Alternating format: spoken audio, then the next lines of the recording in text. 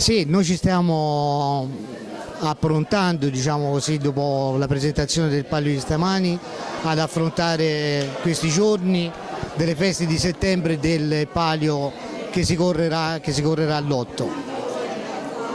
Abbiamo la necessità di gestire queste attività io credo una collaborazione di tutti, rispettando anche nuove norme per quanto riguarda la sicurezza. Sono sicuro che faremo e sarà un bello spettacolo e delle belle feste.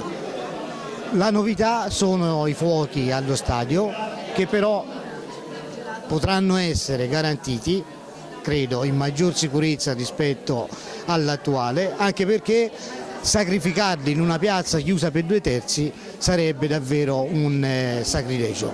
Quindi buone feste a tutti e buon palio. Domani mattina c'è la commissione di pubblico spettacolo che definirà le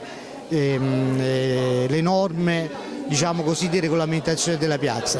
Nell'ordinanza che io ho predisposto e che domani mattina sottoporrò non è previsto il divieto a 6 anni, però è previsto il divieto di ingresso nella piazza a passeggini, carrozzine e roba che può essere usata come materiale contundente nei confronti di altri.